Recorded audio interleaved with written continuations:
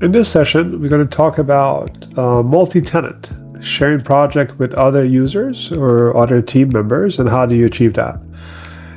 So as you go into your profile, from the profile, you go into your account. Within the account, you have various options, changing passwords, managing payment methods, and so forth. And you have what's called profile and organization.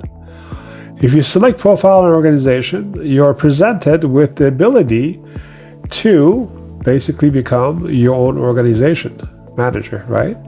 So you could become the organization admin. So that means that you, as the first user, you are creating a company name and organization name and so forth, which you can.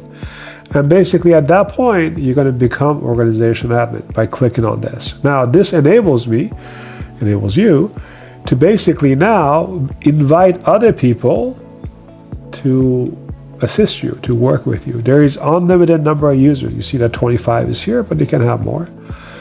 And basically you go in and type in the email address. You simply type in somebody's email address. I can type in mine.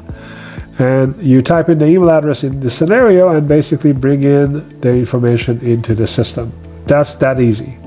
And you send an invite and they become a member of your organization. Now, what does that mean when they become a member of your organization? That means that they will have access to all the things that your organization, this is the organization account, has access to. So they have access to your projects, they have access to your reference binder.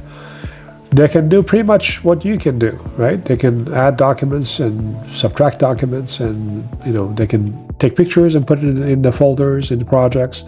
That's how you can collaborate with everybody else within your project team.